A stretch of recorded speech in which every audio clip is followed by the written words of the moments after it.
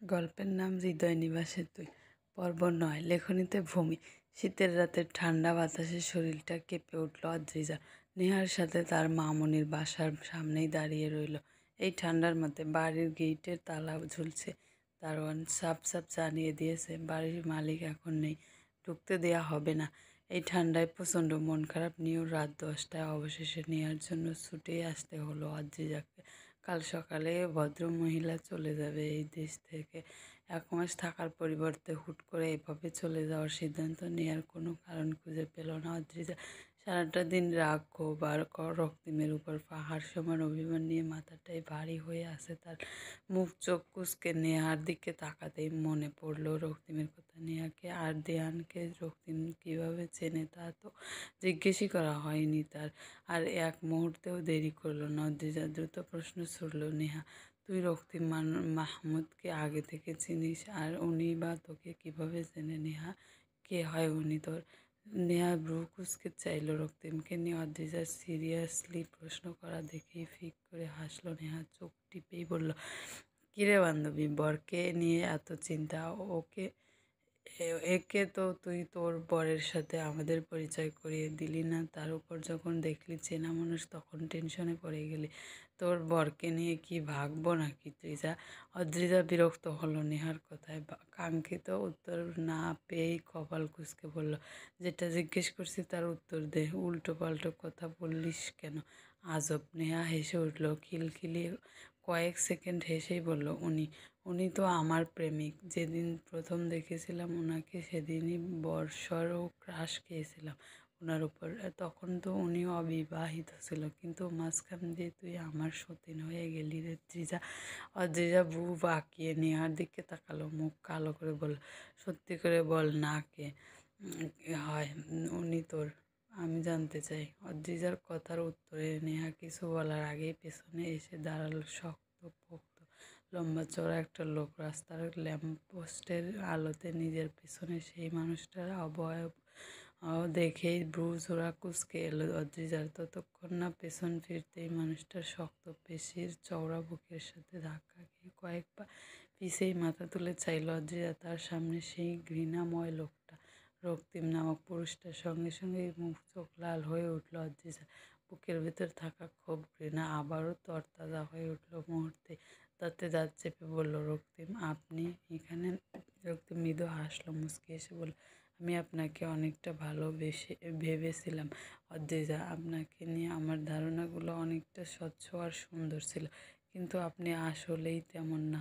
নয়তো রোহানা চৌধুরীর সাথে দেখা করতে আসতেন না। অদ্রিজা ছোট ছোট চোখ করে তাকালো। রোহানা চৌধুরী নেহার মামনির নাম।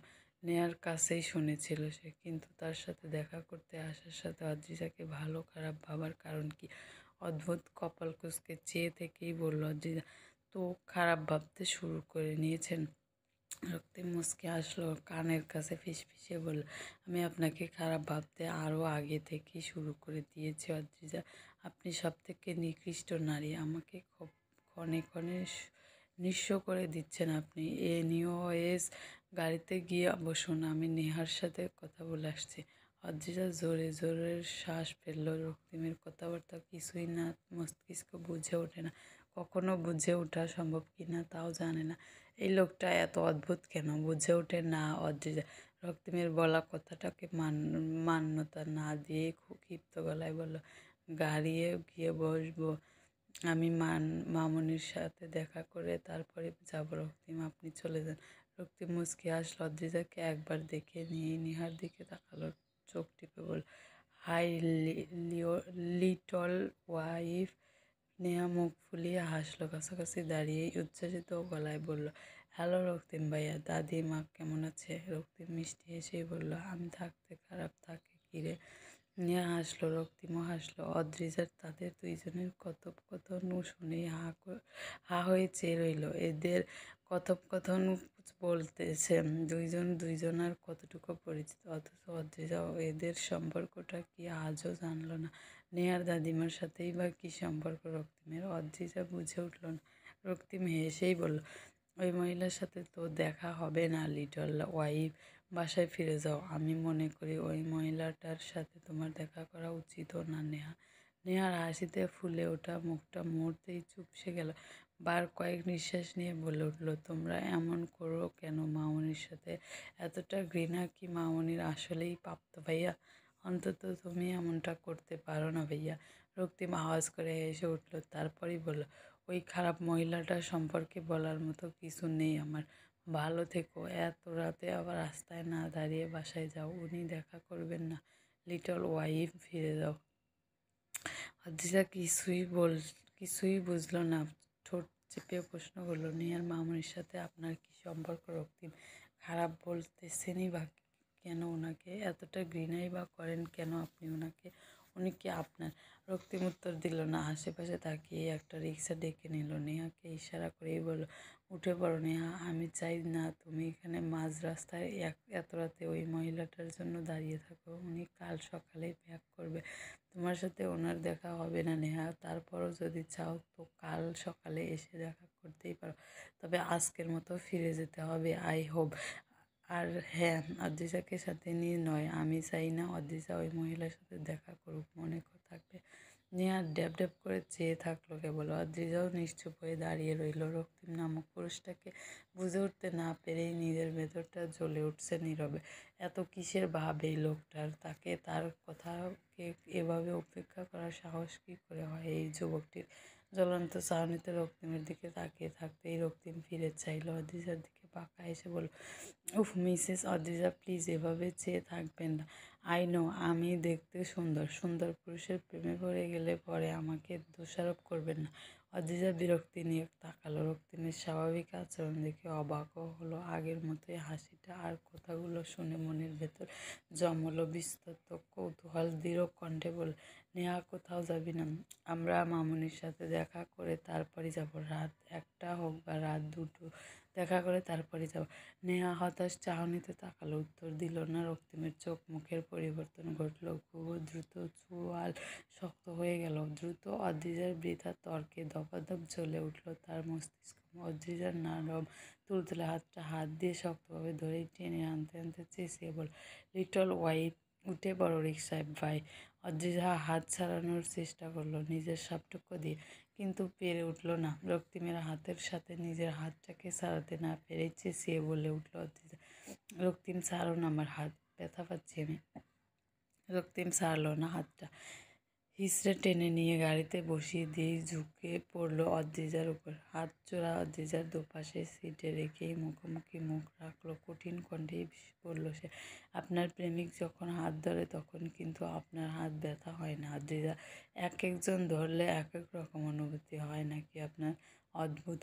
অদ্রিজা জ্বলে উঠল, দাঁতে দাঁত চেপে বলল, ফালতু কথা বলবেন না একদম রক্তিম। নেহার মামুনির বিষয়টাকে ঢাকা চাপা দিতে এসব তুলছেন, তাই তো? রক্তিম সরে আসলো এবার অদ্রিজার সামনে থেকে। নিজের সিটে গা এলিয়ে দিয়েই গাড়ির আয়নায় অদ্রিজার মুখটা পরখ করলো। ফর্সা ধবধবে মুখটা লাল হয়ে আছে, হালকা বাতাসে উঠছে চুলগুলো। রক্তিম মুচকি হাসলো, অদ্রিজার দিকে ফিরে বলল, আপনি দেখা করবেন না ওনার সাথে। আমি যখন বলে দিয়েছি দেখা করবেন না তখন করবেন না অদ্রিজা, নয়তো ভালো হবে না, একদম ভালো হবে না। অদ্রিজা ততক্ষণ না জ্বলে উঠে বলল, অধিকার দেখাচ্ছেন আমার উপর, অধিকার দেখাচ্ছেন আপনি? রক্তিম আওয়াজ করে হাসল। অদ্রিজার কাছাকাছি মুখ এনে ফু দিয়ে উড়িয়ে দিল অদ্রিজার কপালের চুলগুলো। কানের কাছে মৃদু গলায় বলে উঠল, অধিকার? কে জানে আপনি যা ভাবেন। এনিওয়েজ, আপনার অদ্ভুত লাগছে না আমায় দেখে? আমি আজ হাসছি আপনার সাথে, আগের মতোই কথা বলছি দেখুন, অনেকটা খুশি আজ। সে হিসেবে আপনার উপর অধিকার প্রয়োগ করা হলেও কি আর না করলেও কি? অদ্রিজা ছোট ছোট শ্বাস ফেলল। রক্তিমের সাথে পাল্লা নিয়ে দৃঢ় কণ্ঠে বলল, দেখা তো আমি করবই রক্তিম। আর আপনার কথা শুনে মনে হচ্ছে উনি কাল চলে যাবেন। এই জন্যই আপনি এতটা খুশি। আপনি বাধ্য করেছেন ওনাকে চলে যেতে। রক্তিম ঠোঁট চেপে হাসল। অদ্রিজার প্রশ্নের উত্তর না দিয়ে গাড়ি চালানো শুরু করলো। শীতের রাতে ঠান্ডা বাতাসে কেঁপে উঠল অদ্রিজা, কাঁপতে থাকলো। সাদা তুলতুলে মুখের মোহনীয় ঠোঁট জোড়াও। রক্তিম মাঝে মাঝেই নেশাতুর দৃষ্টিতে তাকালো সেই ঠোঁট জোড়ার দিকে। আঙ্গুল দিয়ে ছুঁয়ে দিতে মন চাইল সেই ঠোঁট জোড়া, তবুও ছুঁল না। গাড়ি চালাতে চালাতেই বলল অদ্রিজা, আপনি কি আমার খেলায় আমায় হারিয়ে দিবেন? আমি হেরে যাচ্ছি, খুব করে হেরে যাচ্ছি আমি অদ্রিজা। আপনি চান কি আমি হেরে যাই? অদ্রিজা হতবাক হয়ে চাইল। রক্তিমের কথার আগাগোড়া কিছু বুঝে না উঠেই বলল, কি বলছেন কি? কী সব বা বলছেন? আমি কোনো খেলায় আপনাকে হারিয়ে দিচ্ছি? রক্তিম মুচকি হাসল। হঠাৎ গাড়ি থামিয়ে অদ্রিজার দিকে তাকালো। গভীর দৃষ্টিতে হাত দিয়ে সরিয়ে দিল অদ্রিজার কপালের চুলগুলো। মুখটা অদ্রিজার কানের কাছে নিয়ে ফিসফিসিয়ে বলল, আপনি আমায় মুক্তি দিন। আপনি নামক রমণী থেকে আমায় মুক্তি দিন অদ্রিজা। আমিও জড়িয়ে যাচ্ছি, না চাইতেও আপনার সাথে জড়িয়ে যাচ্ছি। এখনও সময় আছে অদ্রিজা, আমায় মুক্তি দিন।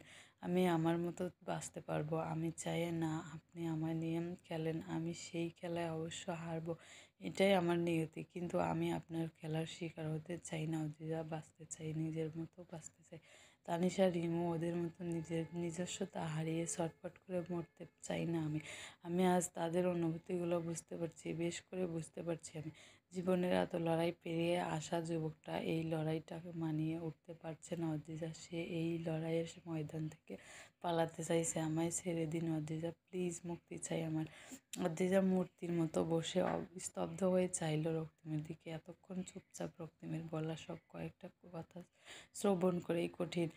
শেষ, আমার মেয়াদ কাল শেষ আপনার কাছে রক্তিম। রিমু, তানিশা, এরপর আমিই ছিলাম, তাই না? এখন আমায় নিয়ে খেলা শেষ রক্তিম। এতটাই ঠুনকো একটা নারী আপনার কাছে কেন? একটা মেয়েকে এতটা ছোট নজরে দেখেন কেন? আমি জানি আমার থেকে মুক্তি নিয়ে আপনি আবারও অন্য কোনো মেয়েকে ঠকাবেন, তার বিশ্বাসকে ঠকাবেন, কিন্তু আমি তো মুক্তি দেব না। আমি নাকি আপনি? রক্তিম সিটে গা এলিয়ে চোখ বুঝল। বুকের ভেতর মুহূর্তেই জেগে উঠল অদ্ভুত ব্যথা। নিজের পাশে বসে থাকা রমণীটির কাছে এভাবে ভিক্ষুকের মতো চেয়েও মুক্তিটা পেল না সে। তবে কি এতদিন সে যেভাবে সবার অনুভূতিকে নিয়ে যেভাবে মানুষকে ভেতর থেকে ভেঙে দিয়েছে, সেভাবে সেও ভাঙবে, সেও সেভাবে